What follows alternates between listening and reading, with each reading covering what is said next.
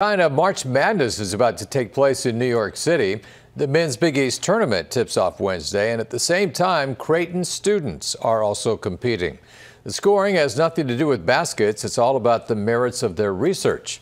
5 students are heading to the Big Apple, where they'll duke it out inside Madison Square Garden.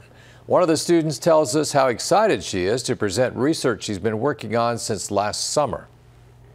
It's really great, I think, both as a psychology major and as a Creighton student, to not only be able to represent my department and everything within my major, but also within our school as a whole, being able to not only present research, but also to hear about other research from other students and universities. It is the third year students from Big East schools will gather, and Creighton has had success. They took home medals the last couple of years.